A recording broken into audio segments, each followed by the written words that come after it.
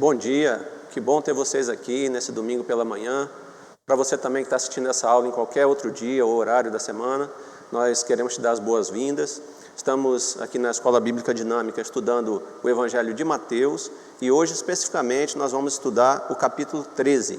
Então eu queria convidar você já para abrir a sua Bíblia ou acessar seu dispositivo nesse capítulo 13 de Mateus, onde a gente vai percorrer toda a nossa aula. Nesse momento eu queria pedir para que você feche os seus olhos aí na sua casa.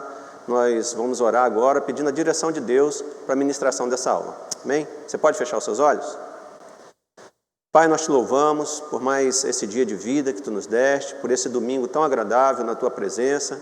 Obrigado, Pai, por cada uma pessoa que acordou cedo nessa manhã de domingo para poder Te adorar, para poder ouvir a Tua palavra, Te cultuar. E também as pessoas que não puderam, mas que em outros dias da semana, em outros horários, estão assistindo essa aula, Pai, e aprendendo mais da Tua palavra. Que essa palavra possa produzir transformação nos nossos corações, Pai. Fala durante todo esse tempo que passaremos juntos aqui, fala aos nossos corações, que haja quebrantamento, que haja mudança, e que a Tua palavra, que é poderosa, Pai, possa trazer transformação nas nossas vidas, nos nossos lares. Fica também com essa equipe que está aqui apoiando, Pai, com o Isaac, com o Gabriel. Abençoa suas vidas, sua família. Obrigado, Pai, por esse coração de servos que esses irmãos têm. Fica conosco, Pai, durante todo esse tempo. É que eu te peço e te agradeço, no nome santo e poderoso de Jesus Cristo. Amém. Bom, queridos, você já está com a sua Bíblia aberta aí. Eu vou apresentar alguns slides para vocês. E esse primeiro slide que eu quero colocar aqui, eu fiz uma observação. Nós falamos sempre Evangelho de Mateus. E é comum a gente falar isso, Evangelho de João, Evangelho de Marcos, mas eu fiz um grifo meu ali, Evangelho de Jesus, escrito por Mateus. Essa é a verdade, né? O Espírito Santo de Deus inspirou Mateus para escrever esse Evangelho, mas esse Evangelho é de Jesus. E nesse capítulo 13, a grande ideia, a ideia central dele, quando você estiver lendo, é essa frase que eu coloquei ali embaixo. O avanço espiritual do reino dos céus nesta era. Então, como eu já disse antes, Mateus chama de reino dos céus porque ele tinha o temor, né, já que ele estava falando para os seus conterrâneos judeus, de colocar o nome de Deus em vão. E isso afastaria os seus conterrâneos daquela leitura. Então ele usa muito a expressão reino dos céus. Coloquei ali também nesta era, a que era eu me refiro, da ressurreição de Jesus até a volta de Cristo. Então, esse capítulo 13 ele vai falar sobre esse reino dos céus que se estende, né, nessa era da igreja, desde a ressurreição de Cristo até a sua volta, que nós aguardamos ansiosamente. Próximo slide, eu coloquei aí, só um minuto. As diferentes respostas à palavra de Deus. Então, nós vamos ver no slide anterior. Não está passando, não sei se vocês estão vendo. É esse aí. Bom, nesse capítulo 13, nós vamos ver que ele está dividido em 3 sessões. Essas 3 sessões, elas vão falar, a primeira sessão aí, que é do versículo 1 a 23, ela vai falar das diferentes respostas à palavra de Deus. Então, Jesus ministrando ali aquela multidão, ele vai falar que na pregação do Evangelho vai haver várias respostas. E nós vamos ver isso nessa primeira sessão. Na segunda sessão, ali do 24 ao 52, ele vai falar sobre o reino de Deus visto por meio de parábolas. Por que Jesus não falou claramente? Então, esse é o terceiro discurso de Jesus nesse livro de Mateus. Ele usa aí essa forma de pregar, de parábolas. Nesse capítulo ele usa 7 parábolas e a gente vai entender por que Jesus usou parábolas, por que ele não falou abertamente. E na última sessão, que é do 53 ao 58, nós vamos ver o perigo da incredulidade. Tá? Então, vamos iniciar aí na primeira sessão, diferentes respostas à palavra de Deus. Você pode acompanhar comigo o texto, eu vou estar lendo do 1 ao 23, ok? Tendo Jesus saído de casa naquele dia, estava sentado junto ao mar, e ajuntou-se muita gente ao pé dele, de sorte que, entrando num barco, se assentou, e toda a multidão estava em pé na praia. E falou-lhes de muitas coisas por parábolas, dizendo: eis que o semeador saiu a semear. E quando semeava, uma parte da semente caiu ao pé do caminho, e vieram as aves e comeram-na. E outra parte caiu em pedregais, onde não havia terra bastante, e logo nasceu, porque não tinha terra funda. Mas vindo o sol, queimou-se e secou-se, porque não tinha raiz. E outra caiu entre espinhos, e os espinhos cresceram e sufocaram-na. E outra caiu em boa terra, e deu fruto, um a 100, outro a 60 e outro a 30. Quem tem ouvidos para ouvir, ouça. E, acercando-se dele os discípulos, disseram-lhe: por que lhes falas por parábolas?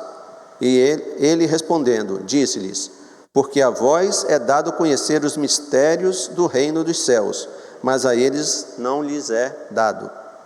Porque aquele que tem, se dará, e terá em abundância, mas aquele que não tem, até aquilo que tem lhe será tirado. Por isso lhes falo por parábolas, porque eles, vendo, não veem, e ouvindo, não ouvem, vendo, não compreendem.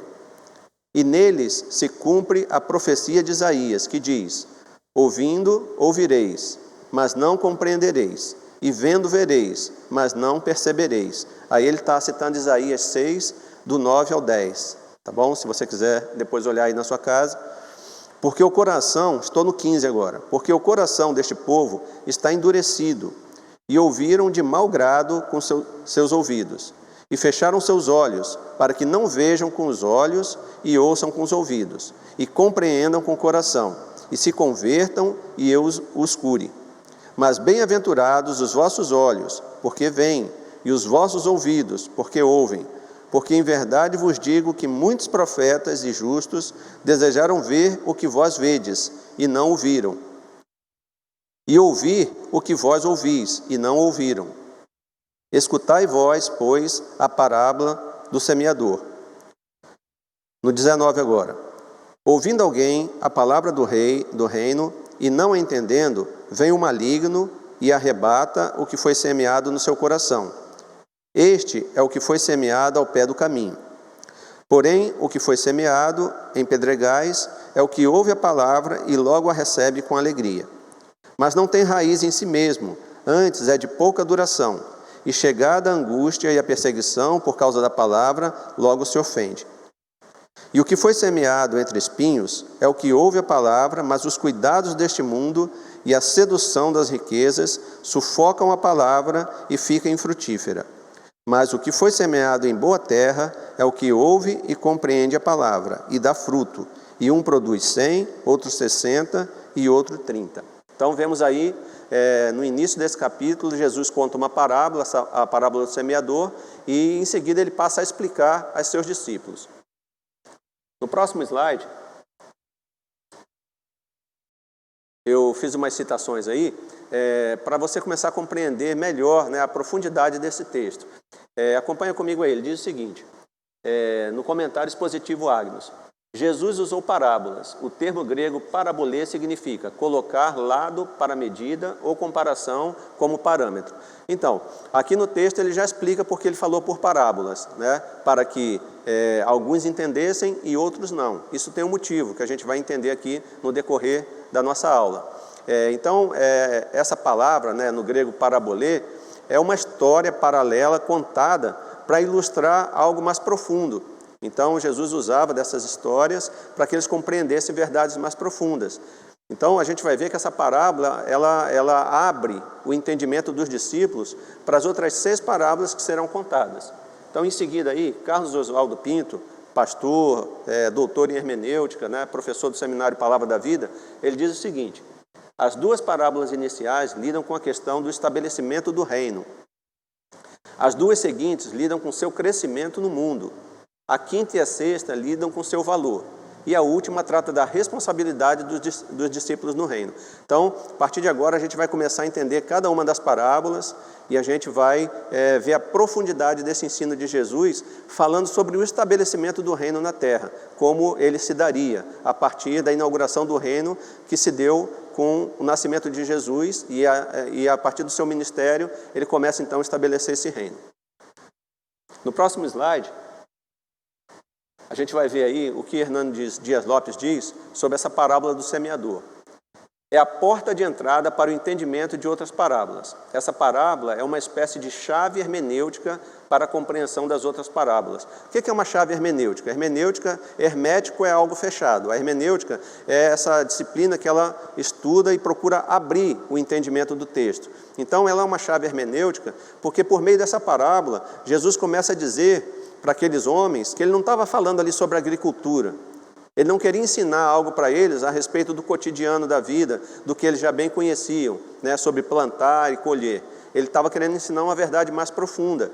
Então, quando ele explica os elementos dessa parábola, ele dá uma chave de entendimento na mão deles, para que eles possam entender as outras parábolas e sobre o que ele realmente estava falando. Tá? Quem não compreender sua mensagem não poderá alcançar o significado espiritual das demais. Essa parábola precisa de aplicação e não de explicação.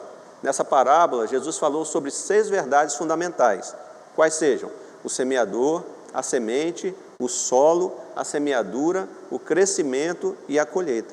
Então, é uma parábola que não requer explicação, né? Porque Jesus já explicou essa parábola.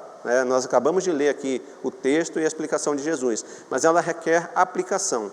Então, para aqueles que estão implementando, estabelecendo o reino de Deus na terra, eles precisam aplicar essa parábola em suas vidas, já que ela já está explícita, já está explicada por Jesus. O próximo slide, ainda Hernandes Dias Lopes diz o seguinte: a parábola mostra 4 tipos de solo, que simbolizam 4 tipos de resposta à palavra de Deus. Então, quando Jesus fala desses 4 tipos de solos, ele está se referindo ao coração das pessoas. Então, a palavra é pregada e ela cai em terras diferentes, que são os nossos corações, o coração dos homens. O coração que não corresponde, está lá no 13:19, que é o caminho pisado, aquela que caiu à beira do caminho. O coração impulsivo, 13:20-21, que é aquele terreno pedregoso, que a semente nasce rapidamente. O coração preocupado com outras coisas, que é aquele terreno cheio de espinhos, onde os espinhos sufocam a semente, no 13:22. E o coração que corresponde, no 13:23, que é o coração quebrantado, o coração daqueles que realmente decidiram ouvir a palavra e crer aquela palavra. Então, a gente já vê uma coisa aqui no estabelecimento do reino, que diante da palavra pregada, apenas 1/3, 1/4, realmente recebeu a palavra. Então, 3/3 de corações foram endurecidos, apenas 1/3, 1/4 recebeu a palavra. Isso quer dizer o quê, queridos? Que a gente não pode se surpreender no reino quando a gente fala, poxa, foi pregado, mas tão pouca gente aceitou, tão pouca gente recebeu. Jesus já ensina aqui que no estabelecimento do reino isso aconteceria. Muitos ouviriam, mas apenas poucos aceitariam a palavra. Vamos aí para o próximo.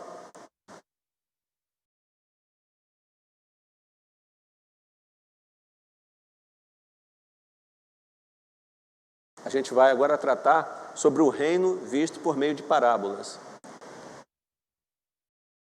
Então, agora, nessa segunda sessão, vai ser do 24 ao 52, nós vamos conhecer as próximas parábolas e vamos entender cada uma delas e vamos ver como esse reino está sendo estabelecido, o seu crescimento, o seu valor e a missão que cada um de nós temos. Ok? Veja aí. O comentário expositivo Agnus diz o seguinte: Jesus fala por meio de parábolas. Então, lá no 13, 34 e 35, ele vai confirmar isso aí. As parábolas eram janelas abertas para uns e portas fechadas para outros. Então, a gente vê bem isso aí. Ele falava à multidão, a multidão não compreendia, e depois ele explicava a parte aos seus discípulos. Alguns da multidão procuravam Jesus, no particular, para entender melhor.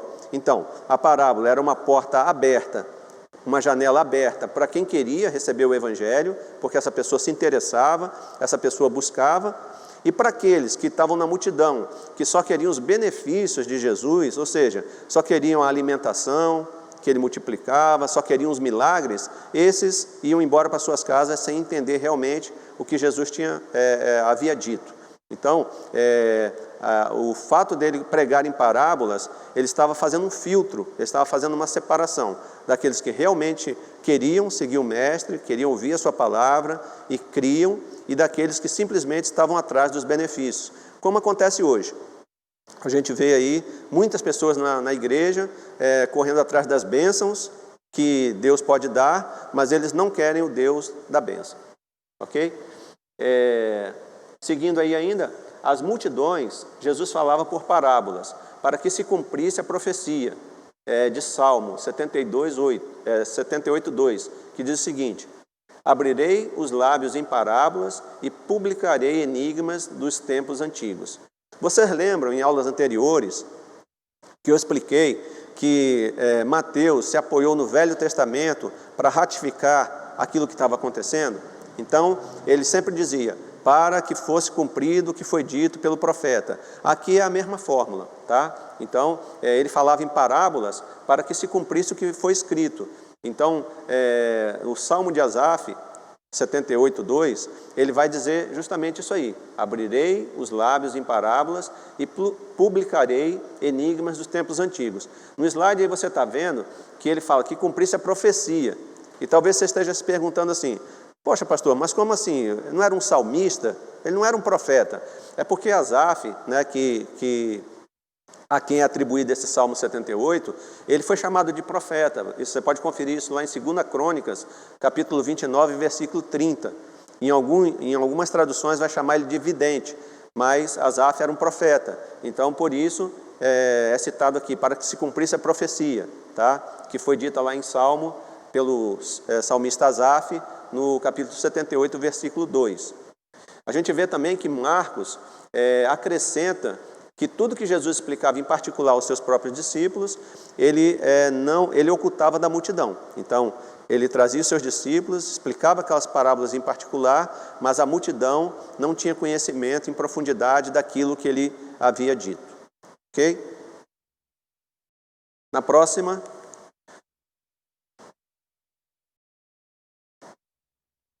Ok. Então, nós vamos começar a conhecer agora as próximas 6 parábolas. Então, nós contamos a primeira parábola. Jesus declara aí a parábola do semeador.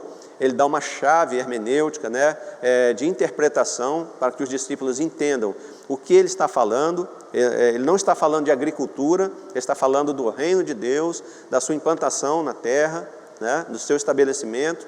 E agora ele conta mais 6 parábolas. Então, a primeira, você pode acompanhar comigo aí no slide, é a parábola do joio e do trigo. Você pode acompanhar aí nos versículos 24 a 30, e depois ele vai explicar do 36 ao 46, ao 43. Então, vamos acompanhar aí 13, 24, 30. A parábola do trigo e do joio. Propôs-lhe outra parábola, dizendo: o reino dos céus é semelhante ao homem que semeia boa semente no seu campo. Mas, dormindo os homens, veio o seu inimigo e semeou no meio do trigo e retirou-se. E quando a erva cresceu e frutificou, apareceu também o joio. E os servos do pai de família, indo ter com ele, disseram-lhe: Senhor, não semeaste tu no teu campo boa semente? Por que tem então joio? E ele lhes disse: um inimigo é quem fez isso. E os servos lhe disseram: queres, pois, que vamos arrancá-lo? Porém, ele lhes disse: não, para que ao colher o joio, não arranqueis também o trigo com ele. Deixai crescer ambos juntos, até a ceifa. E por ocasião da ceifa, direi aos ceifeiros: colhei primeiro o joio, e atai em molhos para o queimar, mas o trigo ajuntai-o no meu celeiro. Então, como eu disse, a primeira parábola do semeador e essa segunda parábola do joio e do trigo é a parábola do estabelecimento do reino. E aqui Jesus já nos dá um ensinamento, né? No meio desse povo que é chamado pelo Evangelho, haverá crentes verdadeiros e falsos crentes. Então é disso que a parábola está dizendo, tá? O verdadeiro e o falso crente. Eu coloquei a figura para você aí, se você estiver acompanhando o slide, de um trigo aí do lado esquerdo e de um joio do lado direito. Eles são muito semelhantes. E tentar arrancar um ou outro antes da ceifa é muito complicado, porque você vai acabar arrancando o trigo junto. Então Jesus fala isso para os seus discípulos: no estabelecimento do reino, não cabe a vocês ficar separando pessoas. Vocês devem pregar o evangelho, receber a todos que aceitarem, mas naquele dia, no dia da minha volta, eu enviarei os meus anjos e eles vão fazer a separação entre o joio e o trigo. Mas por enquanto eles permanecem. Deixa que eles cresçam juntos, mas haverá um dia que eu mesmo farei a separação, ok? Lá no 36 a 43, acompanha comigo. Agora Jesus vai explicar a parábola à parte para os seus discípulos. Então, a explicação da parábola do joio. Então, tendo despedido a multidão, foi Jesus para casa, e chegaram ao pé dele os seus discípulos, dizendo: explica-nos a parábola do joio do campo. E ele respondendo disse-lhes: o que semeia a boa semente é o Filho do homem. O campo é o mundo, e a boa semente são os filhos do reino, e o joio são os filhos do maligno. O inimigo que o semeou é o diabo, e a ceifa é o fim do mundo, e os ceifeiros são os anjos. Assim como o joio é colhido e queimado no fogo, assim será na consumação deste mundo. Mandará o Filho do homem e os seus anjos, e eles colherão do seu reino tudo o que causa escândalo, e os que cometem iniquidade, e lançá-los-ão na fornalha de fogo. Ali haverá pranto e ranger de dentes. Então os justos resplandecerão como o sol no reino do seu Pai. Quem tem ouvidos para ouvir, ouça. Então, Jesus conta essa segunda parábola e depois ele explica a parte para os seus discípulos. Então ele está falando que nesse estabelecimento do reino, as pessoas que vão aceitando o evangelho, haverá os verdadeiros e os falsos. Mas essa separação, só quem vai fazer serão os anjos, mandados por Jesus naquele dia para fazer a colheita e separar quem é joio e quem é trigo. Não cabe a nós fazer isso. Aí ele segue com mais uma parábola. A parábola do grão de mostarda. Agora ele vai começar a falar sobre o crescimento do reino. Ele falou sobre o estabelecimento nas duas primeiras parábolas, agora ele vai falar sobre o crescimento do reino. Então, o crescimento externo e visível do reino de Deus, a parábola do grão de mostarda. Acompanha comigo aí, versículos 31 e 32. Outra parábola lhes propôs, dizendo: o reino dos céus é semelhante ao grão de mostarda que o homem, pegando dele, semeou no seu campo, o qual é realmente a mais pequena de todas as sementes, mas crescendo é a maior das plantas, e faz-se uma árvore, de sorte que vêm as aves do céu e se aninham nos seus ramos. Então, o que ele está dizendo aqui com essa parábola? O grão de mostarda, na verdade, ele não é a menor das sementes, mas para aquele contexto da época, da Palestina, era a menor das sementes para eles. E o objetivo aí é mostrar que uma pequena semente, como eu mostro aí no slide, se você estiver vendo, cabe aí entre os dedos, ela pode gerar uma árvore grande, porque o pé de mostarda ele chega de 3 a 4 metros. Então, para aquele tamanho de semente, é uma árvore grande. Então, o que ele está dizendo aí? O reino de Deus ele começa pequeno, começa com a pregação ali para uma pessoa, para duas, como Jesus fez, começou ali com seus primeiros discípulos e depois alcançou todo mundo. Essa árvore é o mundo, e as nações vêm se abrigar nessa árvore, que é o reino de Deus. Então, essa árvore, ela começou pequena, começou com uma semente minúscula ali, a semente de mostarda, mas ela cresceu e envolveu todo mundo, como uma árvore de mostarda cresce e atinge todo aquele tamanho. Então ele está falando aí sobre o crescimento externo e visível do reino de Deus. Começou pequeno, mas ele está se expandindo, sabendo que dentro desse reino há joio e há trigo. A seleção não vai ser feita agora, mas existe um dia determinado por Deus para que isso seja feito. Não cabe a nós ficar julgando pessoas, separando pessoas. Isso é atribuição de Deus, na sua volta, na volta de Jesus, ele fará essa separação. A próxima parábola, ainda falando sobre o crescimento do reino no mundo, é a parábola do fermento, que vai falar sobre a influência interior e invisível do reino de Deus. Então, assim como o fermento, que está invisível ali dentro da massa, promove todo aquele crescimento, assim é o evangelho quando entra no coração do homem. E esse homem vai multiplicando esse reino, pregando esse evangelho, e o reino vai se expandindo. Então vamos ver aí no versículo 33. Outra parábola lhes disse: o reino dos céus é semelhante ao fermento que uma mulher toma e introduz em 3 medidas de farinha, até que tudo esteja levedado. Então, de forma invisível, aquele fermento faz toda aquela massa crescer. Da mesma forma, o Evangelho, de forma invisível, entrando no coração dos homens, aqueles que aceitam a Jesus, ele vai sendo pregado e esse reino vai tomando proporções maiores. Vamos seguir.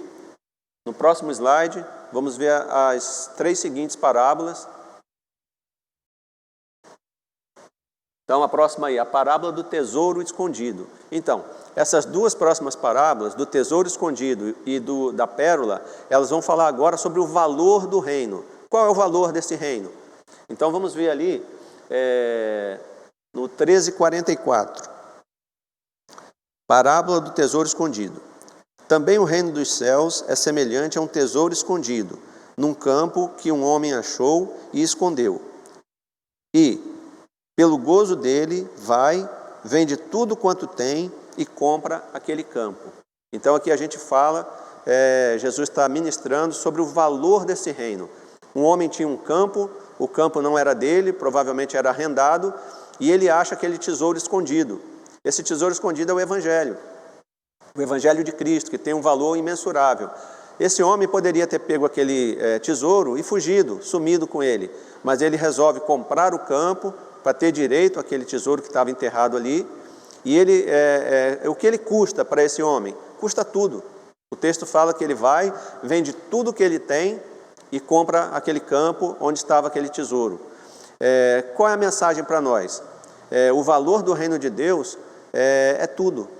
Custa tudo da nossa vida. Nós devemos entregar tudo a Jesus. Aqueles que querem seguir Jesus têm que se entregar completamente. Não dá para se entregar por partes ou em partes. Então, se você quer seguir a Jesus verdadeiramente, se você quer fazer parte do reino de Deus, o valor é tudo. Você tem que entregar tudo que você é, tudo que você tem nas mãos dele e deixar ele dirigir a sua vida. A próxima parábola é a parábola da pérola. Também vai falar sobre o valor do reino. 45, 46. Outro sim, o reino dos céus é semelhante ao homem negociante que busca boas pérolas. E encontrando uma pérola de grande valor, vendeu tudo quanto tinha e a comprou. Então é uma parábola paralela à parábola do tesouro escondido. No tesouro escondido, alguém foi atrás, alguém não sabia, simplesmente encontrou, estava cavando o seu terreno, provavelmente para plantar, e encontrou o tesouro. São aquelas pessoas que não estão buscando a Deus muitas vezes, mas de repente Deus o encontra, como foi o caso do apóstolo Paulo, né? Deus foi lá e encontrou Paulo. Paulo não estava atrás de Deus, pelo contrário, ele estava perseguindo. Assim acontece com muitas pessoas, mas agora no caso da pérola, alguém está buscando essa pérola. E da mesma forma, qual é o preço? Qual é o valor? Tudo que essa pessoa tinha. Ele precisou vender tudo que ele tinha para comprar então essa pérola. Então, nessas 2 parábolas, do tesouro escondido e da pérola, a mensagem de Jesus sobre o reino é que esse reino tem um valor, e o valor é tudo. Você precisa entregar tudo. Na 7ª parábola e última, ele vai falar agora a parábola da rede. Ele vai contar essa parábola, que vai falar sobre a nossa responsabilidade no reino. Veja aí os versículos 47 a 50.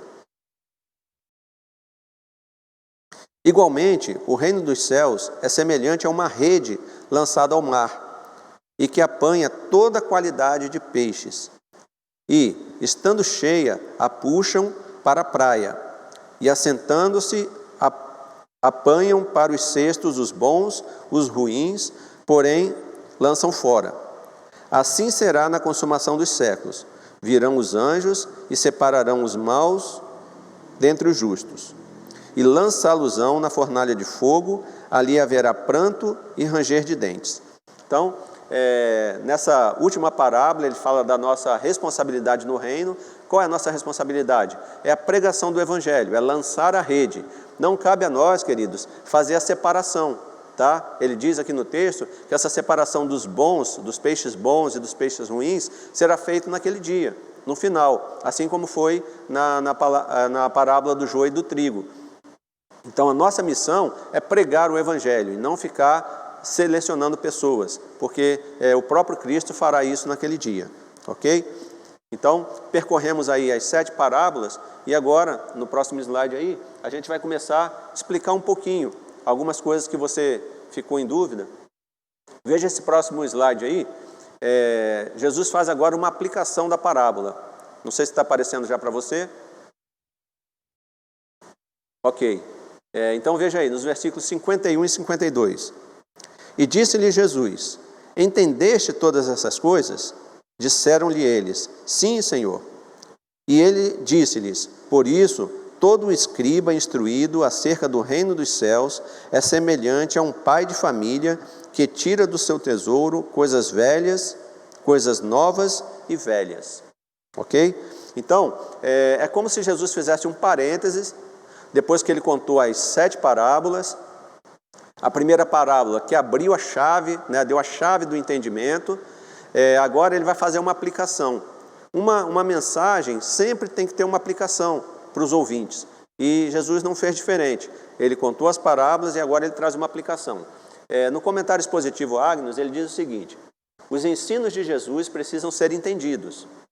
Aqueles que são versados no reino dos céus se assemelham a um pai de família que tira do seu depósito coisas novas e coisas velhas.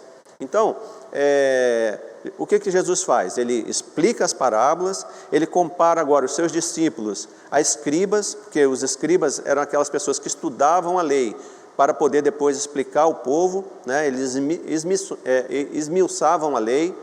E Jesus ensina os seus discípulos de tal forma a torná-los mestres no conhecimento do reino dos céus, para que eles pudessem proclamar então esse reino. E aí ele compara eles a um pai de família, né? Fazendo uma alusão lá ao versículo 13, que a gente viu que um pai de família observa que nasceu joio e trigo no seu campo, e ele dá instrução aos seus servos ali sobre isso. Então agora Jesus retoma a questão do pai de família, e ele fala, um pai de família experiente, zeloso, ele tem guardado no seu depósito coisas novas e coisas velhas, para no dia que ele necessitar, ele poder atender a sua família. Como nós, né, que somos pais de família, fazemos. Nós temos lá a nossa despensa, nós temos lá a nossa oficina, onde a gente guarda nossas ferramentas e guarda coisas velhas e novas ali, que a gente possa usar para fazer algum reparo, alguma coisa. Da mesma forma, ele compara aqui. Então, o que é novo, o que é velho aqui? A que se refere isso no texto? Ao Velho Testamento e ao Novo Testamento que estava sendo escrito, né? As boas novas que Jesus estava pregando para eles. Então, como pais de famílias, aqueles discípulos agora, conhecedores do Velho Testamento, porque Jesus, como a gente tem visto em Mateus, ele não veio revogar nem mudar a lei, mas ele veio explicar, porque os escribas e fariseus haviam feito muitos acréscimos, né? E acréscimos aí humanos, sem direção divina, e agora Jesus começa a parar essas arestas e ensinar a eles o que realmente a palavra, né, a Escritura estava querendo dizer. Agora os discípulos já tinham esse conhecimento, e agora ele começa a dar um novo conhecimento, um vinho novo, num odre novo, que é o Evangelho, e agora eles estavam mestrados naquilo, e agora eles tinham condições de pregar, né, de divulgar essas boas novas a outras pessoas. John Charles Ryle diz que Jesus está fazendo aqui uma poderosa aplicação das 7 admiráveis parábolas desse capítulo. A aplicação pessoal tem sido chamada de alma da pregação. Um sermão sem aplicação é como uma carta enviada sem o endereço do destinatário. Então, o que Jesus fez? Contou parábolas, explicou essas parábolas e agora ele faz uma aplicação na vida deles. Olha, tudo que vocês ouviram e vocês me disseram que entenderam, agora vocês precisam aplicar isso, como um pai de família faz. Peguem as coisas velhas, o Velho Testamento, né, o novo que está sendo pregado, e vocês vão poder usar isso para trazer as pessoas para o reino, para que eles tenham pleno entendimento. Seguindo, nós vamos para a última sessão, você pode acompanhar aí no seu slide. Nós vamos falar do perigo da incredulidade, né? Essa é a última sessão, que é do 53 ao 58. Eu peguei essa frase de Fritz, que é do Comentário Bíblico Esperança, achei muito oportuna ela. Ele diz o seguinte: o fato de uma pessoa ser incapaz de crer tem sua origem em que não quer crer. É incrível isso, mas a gente constata. Você decide crer naquilo que você quer. Tem pessoas que não creem em Jesus, mas decidiram crer em disco voador. Então, você predispõe o seu coração a crer ou não crer. Então, aqui nessa última sessão, Jesus vai então falar sobre o perigo da incredulidade. Você pode ver aí o próximo slide.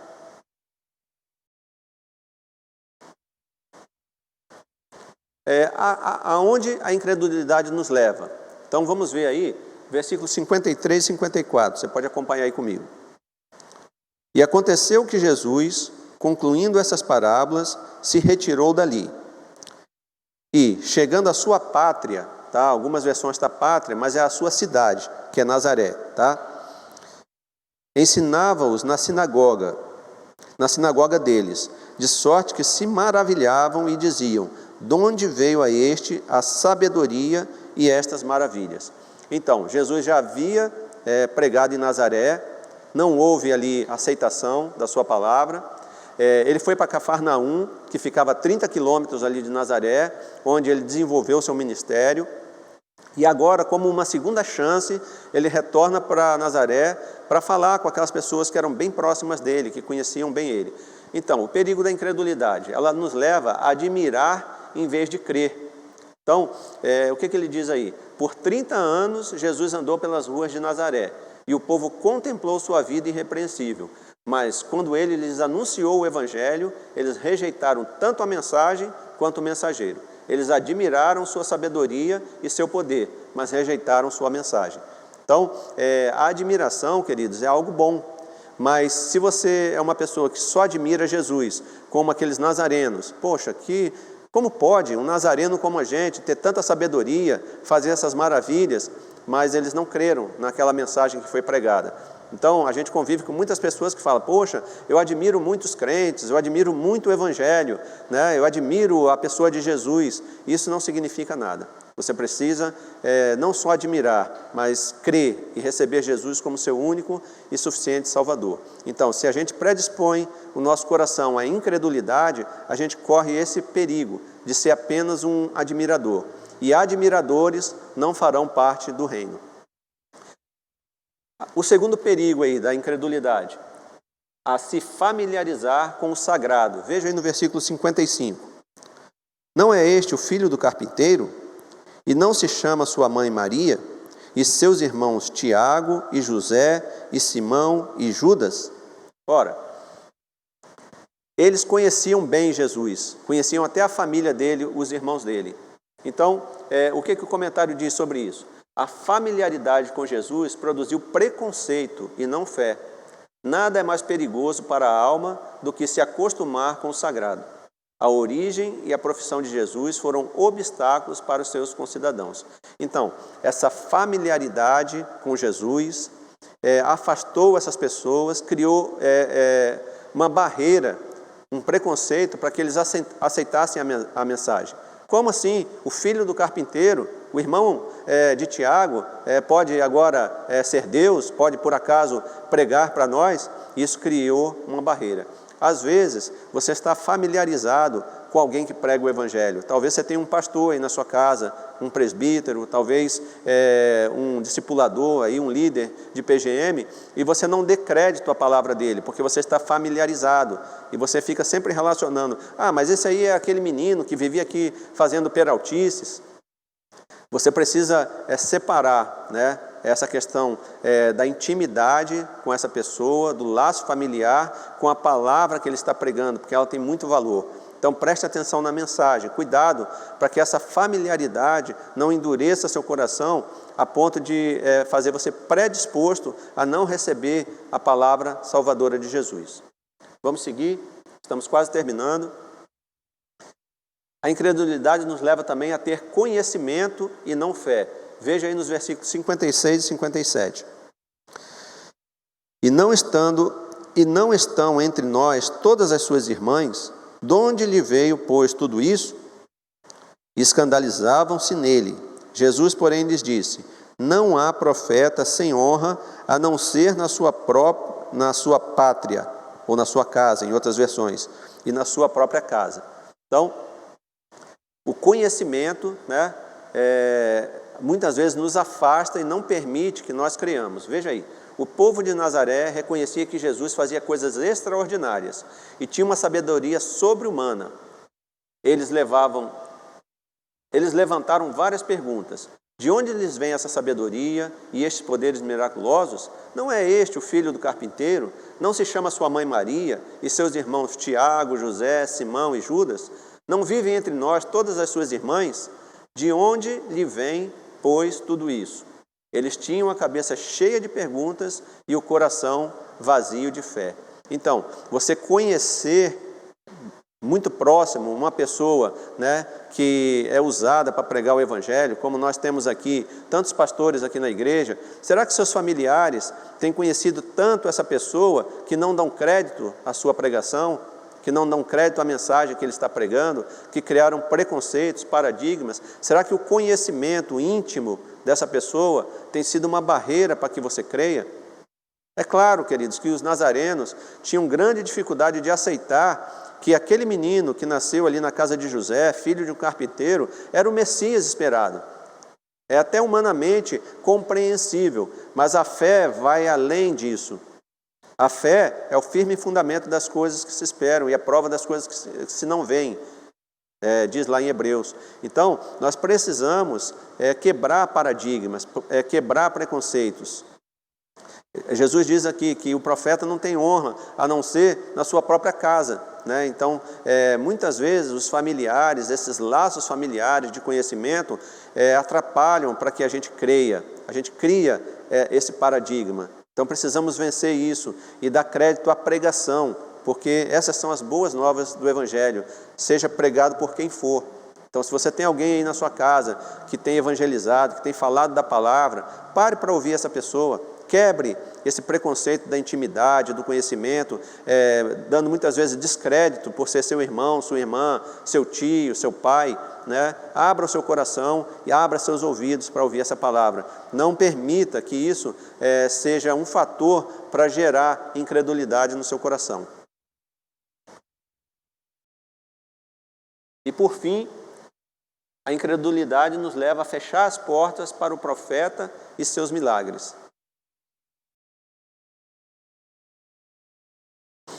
Veja aí, versículo 58. E não fez ali muitas maravilhas por causa da incredulidade deles. Olha só o que o comentário bíblico diz aí. Jesus não estava disposto a fazer milagres onde as pessoas o rejeitavam por preconceito e incredulidade. Na ausência da fé, Jesus não poderia fazer obras poderosas, segundo o propósito do seu ministério. Pois operar milagres onde a fé está ausente, na maioria dos casos, seria meramente agravar a culpa dos homens e endurecer o coração deles contra Deus. Então, é claro que Jesus não precisava da fé deles para operar milagres. Ele operou milagres, né? A gente sabe disso. Ele operou alguns pequenos milagres lá em Nazaré, mas poderia ter feito muito mais. Só que a incredulidade criou uma barreira. E aí ele fala, né? Segundo o propósito do seu ministério. Por quê? Quando você realiza sinais e prodígios e maravilha para pessoas que não creem, você pode estar contribuindo para que aquele coração endureça mais ainda e traga condenação sobre eles. Vocês lembram daquele episódio que escribas e fariseus acusaram Jesus de estar fazendo aqueles sinais e prodígios por meio de Beelzebu, por meio do diabo? Ali, eles blasfemaram contra o Espírito Santo. Então, quando você opera esses sinais e maravilhas, né, diante de pessoas que não querem crer, você está trazendo esse fardo sobre a vida delas, né, da blasfêmia do Espírito Santo. Por quê? Estando diante do sagrado, o coração deles está tão endurecido que eles não conseguem perceber. E aí, eles blasfemam contra o Espírito Santo. Por quê? Só o Espírito Santo convence o homem do pecado, da justiça e do juízo. E se eles não estão com o coração aberto para reconhecer que aquele que está diante deles é o Santo dos Santos, é Jesus, é Deus, é o Espírito Santo, então eles cometem esse pecado, né, da blasfêmia contra o Espírito Santo, por atribuir ao Santo o que é profano, como os escribas e fariseus atribuindo os milagres de Jesus a Satanás. Então, aqueles nazarenos poderiam receber os milagres de Jesus, não dependia da fé deles para que Jesus realizasse, mas Jesus traria mais condenação sobre eles, porque por causa dos preconceitos, da familiaridade, do parentesco, eles criaram uma barreira de incredulidade para que Jesus operasse ali. E eu encerro com essa frase de William Barclay, um comentarista bíblico também, pastor, que ele diz o seguinte: mais de uma mensagem foi aniquilada, não porque fosse má, mas porque a mentalidade das pessoas estava tão cheia de preconceitos contra o mensageiro que a mensagem não teve nenhuma oportunidade de prosperar. Quando nos reunimos para adorar a Deus e ouvir a sua palavra, devemos fazê-lo com ansiosa espera e não devemos pensar no homem que fala, mas sim no Espírito que fala por meio dele. Profunda, né, queridos, essa palavra. Então, Jesus conta todas essas parábolas, ele explica as parábolas, ele dá oportunidade para que aquela multidão ouça sobre esses mistérios do reino, mas muitos endureceram o coração e foram embora sem entender o que ele estava falando, mas aqueles que creram, aos seus discípulos, ele explicou as parábolas ali mais proximamente. Alguns da multidão com certeza procuraram Jesus porque seus corações estavam abertos para receber a palavra, mas vemos que a incredulidade, muitas vezes, o preconceito contra o pregador, contra aquele que transmite a palavra, como aconteceu com Jesus de Nazaré, tem sido um empecilho para que as pessoas venham a crer. Então, meu convite hoje, nessa manhã de domingo, é que você abra o seu coração, que essas parábolas possam ter ensinado algo novo para você sobre o reino de Deus. É um reino que ele já foi instaurado, ele está em andamento, ele termina com a volta de Cristo. Nesse reino há joio, há trigo. Quem vai fazer a separação não somos nós, não é a nossa função fazer isso, Isso está guardado para aquele dia, onde Jesus vai fazer isso. Esse reino tem um grande valor, e esse valor é o tudo. Você tem que entregar-se totalmente a Jesus, sem reservas, e a sua missão nesse reino é lançar a rede, tão somente pregar o Evangelho. Com isso você está sendo um participante desse reino e um atuante desse reino. Então, que Deus abençoe a sua vida, que essa palavra de Mateus 13, desse capítulo tão precioso, tenha penetrado no seu coração, que os seus olhos, os seus ouvidos tenham sido abertos e que essa boa semente tenha caído no seu coração e que esse coração seja como o quarto ali da parábola, seja aquele coração da terra fértil, de uma terra arada, de uma terra preparada. Amém? A gente vai encerrar agora orando. Queria que você fechasse os seus olhos aí na sua casa, se você puder, e a gente vai agradecer a Deus por essa palavra que foi ministrada. Ela é viva, ela é eficaz, ela tem o poder de transformar a minha vida, a sua vida, a vida da sua família. Não sei se você está passando por algum momento difícil aí no seu lar, com esse aumento da Covid, com problemas financeiros, doenças que aos olhos humanos são incuráveis, mas para o nosso Deus nada é impossível. Eu queria que você colocasse tudo isso aí diante de Deus e nós vamos orar nesse momento, clamando ao Senhor, que atue aí na sua casa, que traga cura, que traga libertação e, sobretudo, que Ele encontre aí um coração quebrantado.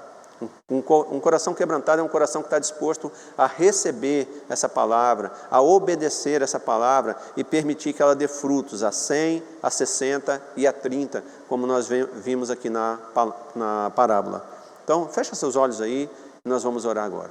Amém? Pai amado, eu te louvo pela leitura da tua palavra, ela é poderosa. Te louvo por todo esse ensinamento desse capítulo 13, que falou tanto aos nossos corações, sobre o estabelecimento do teu reino nessa terra, que começou com o teu ministério aqui na terra e termina com a tua volta, onde o Senhor virá buscar a tua igreja.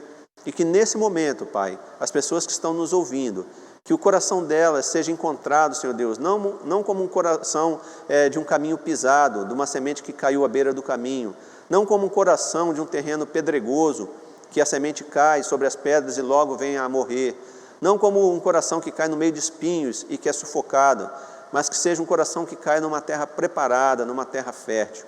Pai, quebra agora toda a barreira espiritual, Senhor Deus, todo pensamento preconcebido, toda fortaleza espiritual caia por terra agora em nome de Jesus, para que esse coração que está nos ouvindo nessa manhã para que essa pessoa que está nos ouvindo qualquer outro dia da semana, qualquer outro horário, tenha o seu coração agora preparado para receber essa boa semente do Evangelho, que consiste em receber Jesus como seu único e suficiente Salvador, porque só em Jesus há salvação, porque o Senhor morreu na cruz para que os nossos pecados fossem perdoados. E nesse momento, eu e você podemos entregar totalmente as nossas vidas a Jesus, sem reserva, para que Ele seja nosso Senhor e nosso Salvador. Basta que você faça uma declaração diante dEle: Senhor Jesus, vem ser o Senhor e Salvador da minha vida. Eu entrego totalmente o meu coração ao Senhor, para que o Senhor tome as rédeas da minha vida, para que o Senhor tome o controle da minha vida. Se você fez essa oração agora, você convidou Jesus para ser o Senhor e Salvador da sua vida. E a Bíblia fala que o seu nome, nesse momento, é escrito no livro da vida, de onde ninguém pode apagar. Receba hoje a salvação em Cristo, convidando Ele para ser o Senhor e Salvador da sua vida.